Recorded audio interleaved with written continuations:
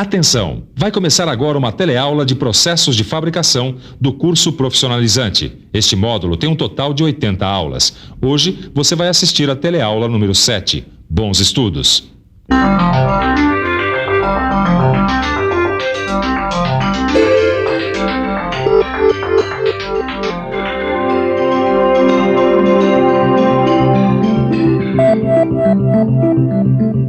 Satélites, naves espaciais, aviões, navios, trens, máquinas agrícolas, computadores, fogões, geladeiras e até panelas são resultado do encadeamento de vários processos de fabricação mecânica. Até uma peça simples como esta aqui passa por várias etapas de produção até chegar a uma forma como esta. Depois da fundição, são vários os processos de conformação mecânica que são utilizados até a formação de um conjunto mecânico. Processos como a laminação, a trefilação, a extrusão e o forjamento, todos eles assuntos principais das nossas próximas teleaulas. Hoje nós vamos começar falando da laminação. Na teleaula de hoje você vai ver como se faz a conformação por laminação. Vai ver todas as etapas da laminação de um produto plano e vai conhecer algumas características e defeitos dos produtos laminados. Imagina como ia ser difícil fazer um almoço numa panela sem o processo de conformação mecânica da laminação. Ia demorar um bocado, não é? Pois trate de abrir o apetite do seu conhecimento, porque a nossa teleaula sobre laminação está começando.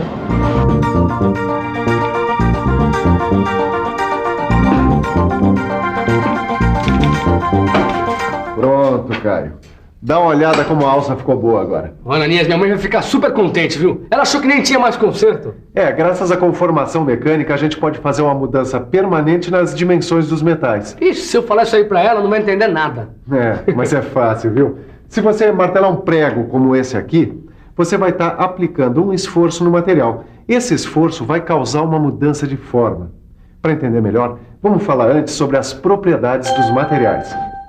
Ananias, eu nunca entendi direito como é que materiais tão rígidos como o cobre e o aço podem ser comprimidos, puxados ou dobrados, até ficarem com um formato como essa alça aqui, por exemplo. Isso acontece por causa das propriedades mecânicas dos materiais, como a elasticidade e a plasticidade.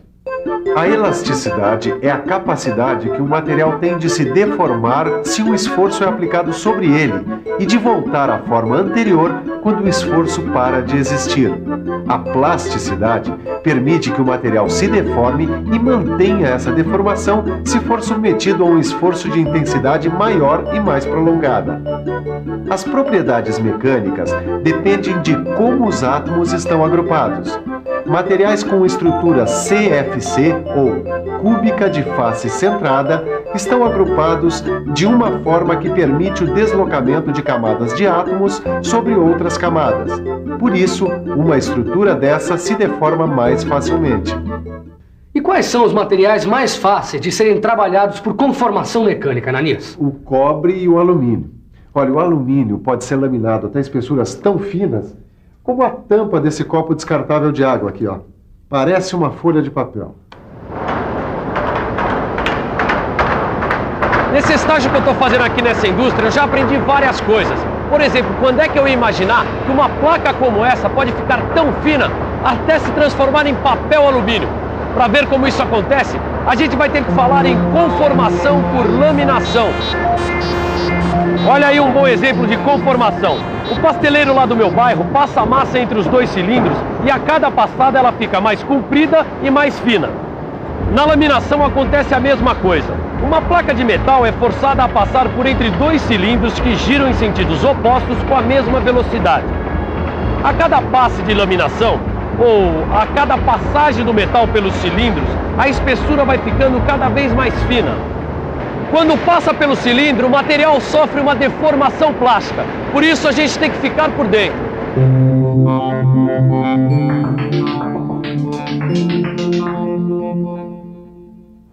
Por causa da deformação plástica, o material tem uma redução de espessura e um aumento na largura e no comprimento, sendo que a largura é limitada pelo tamanho dos cilindros. Assim, uma placa de 22 centímetros de espessura pode se transformar numa lâmina de 6 milímetros de espessura e quase 350 metros de comprimento. A laminação pode ser feita a quente ou a frio. Que tipo de laminação é feita aqui nesta fábrica? A laminação a frio, porque o alumínio é um metal de fácil conformação em temperatura ambiente. Já a laminação a quente é feita quando se necessita de grandes reduções de espessura. O aço, por exemplo, quando necessita de grandes reduções, é sempre laminado a quente porque, quando aquecido, sua estrutura cristalina apresenta a configuração CFC e as forças de coesão são menores, o que também facilita a deformação. Sendo a quente ou a frio, na laminação, parte dos lingotes que passam pelos laminadores podem se transformar em produtos de uso imediato, como trilhos, vigas e perfis, ou se transformar em produtos intermediários, que serão usados em outros processos de conformação mecânica, como a fabricação de automóveis e geladeiras. Como é o nome da máquina que faz a laminação, hein? Bom, o nome da máquina é laminador, mas a pergunta que vai ajudar a gente a entender o que é a laminação é: o que é o setor de laminação? O setor de laminação é organizado de tal modo que a produção é seriada e os equipamentos são dispostos de acordo com a sequência de operações de produção. Depois de passarem pelos cilindros, os lingotes já estão com o formato final desejado. Nas instalações de uma laminação, a gente encontra fornos de aquecimento e reaquecimento de lingotes, placas e tarugos, sistemas de roletes para deslocar produtos, mesas de elevação, tesouras de corte e, é lógico, o laminador. Olha aqui um laminador. Ele é formado por uma cadeira, que é a estrutura do laminador, e por uma gaiola, que é a estrutura que sustenta os cilindros. Uma coisa que eu aprendi é que os cilindros são as peças-chave dos laminadores, porque são eles que vão aplicar os esforços para deformar o metal. Dá uma olhada aqui, ó. Foi onde eu aprendi tudo sobre cilindros. Os cilindros podem ser fabricados em ferro fundido ou aço especial. Podem ser lisos para a produção de placas e chapas ou com canais para a produção de perfis. Os laminadores podem ser montados isoladamente, como este aqui, ou em grupo. Um grupo de laminadores, o pessoal dá o nome de trem de laminação. O trem de laminação, ele trabalha junto com equipamentos auxiliares e a sua denominação depende do número de cilindros que ele possui. Bom, mas eu acho que agora, para a gente entender esse trem direito, a gente vai ter que pensar um pouco. Vamos pensar um pouco. Deixa eu ver. Este aqui é o duo, composto por 2 cilindros do mesmo diâmetro que giram em sentidos opostos e na mesma velocidade. Este aqui é o trio. São 3 cilindros dispostos uns sobre os outros. Na primeira vez, o material passa entre o cilindro inferior e o médio e, quando retorna, passa entre o cilindro médio e o superior. Aqui, a gente vê o quádruo, que apresenta 4 cilindros, 2 internos de trabalho e 2 externos de apoio. E agora, o universal, que tem 4 cilindros combinados, 2 horizontais e 2 verticais. É o mais usado na fabricação de trilhos. E, finalmente, o Sennheimer, que tem 6 cilindros, 2 de trabalho e 4 de apoio. A massa do pastel passa várias vezes pela máquina. A mesma coisa acontece com o metal, que passa várias vezes pelo laminador, para que a chapa ou o perfil fiquem com a espessura ou formato desejados. A gente consegue primeiro a laminação de desbaste, que tem a função de transformar os lingotes de metal em produtos semi-acabados, como blocos, placas e tarugos. Depois, esses produtos passam pelos laminadores acabadores e são transformados em produtos acabados. O processo de laminação tem várias etapas. Agora vamos ver as várias coisas que acontecem quando a gente está laminando um produto plano. O lingote pré-aquecido passa pelo laminador de desbaste e se transforma em placas. A placa é reaquecida e passa por um laminador, que tem a função de quebrar a camada de óxido que se formou no aquecimento. Nessa operação, entra em ação o jato de água de alta pressão na saída dessa primeira cadeira. Transportadores roletes levam a placa a um outro laminador que diminui a espessura e aumenta a largura. Na saída, a chapa passa por um dispositivo que achata suas bordas e por uma tesoura de corte a quente.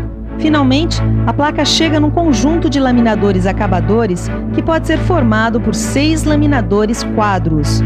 Agora, ela sofre reduções sucessivas até atingir a espessura desejada. Depois, a chapa é enrolada em bobina por meio de bobinadeiras.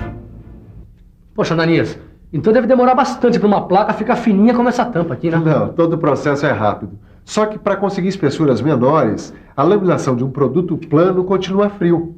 A laminação a frio, ela garante um melhor acabamento e uma maior precisão dimensional. E a laminação pode ser usada então com alumínio, borracha, cobre e com papel. Por isso que a tampa desse copo aqui, ó, é tão fininha. Mas agora a gente precisa ver algumas características e defeitos dos produtos laminados. Ué, como assim defeitos? Então, vamos com calma.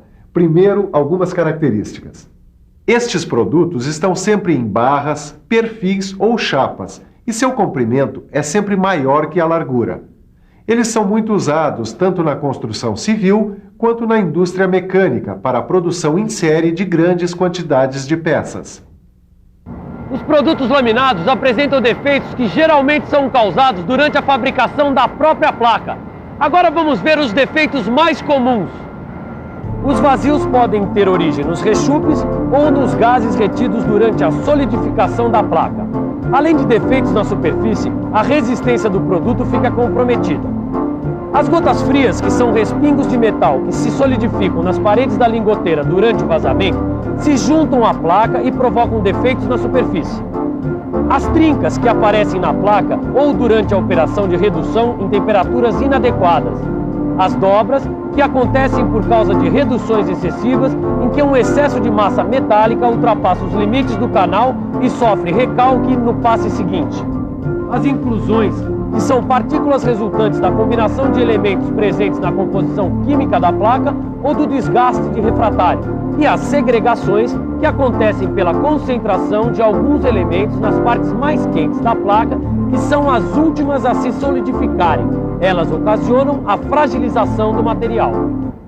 Além disso, o produto pode ficar empenado, retorcido e fora de seção, por causa de deficiências no equipamento e da variação de temperatura durante a laminação. Agora, para você não ficar empenado, retorcido nem fora de seção por causa da teleaula de hoje, fique de olho porque é hora da revisão.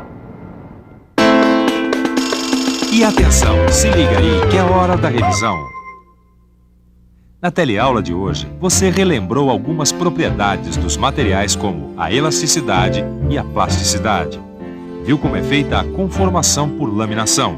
Conheceu todas as etapas da laminação de um produto plano.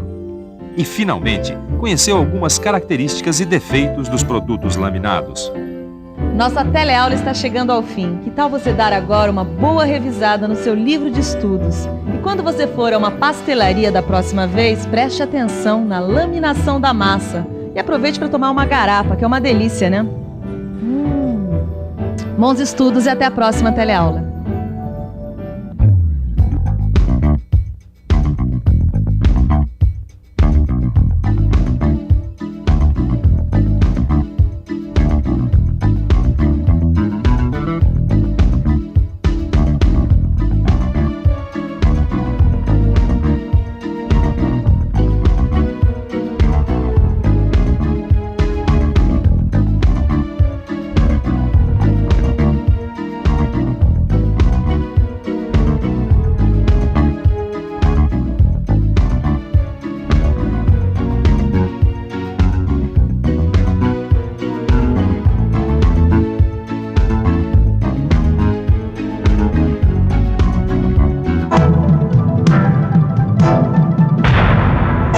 Telecurso 2000, um programa de educação do Sistema Fiesp e da Fundação Roberto Marinho.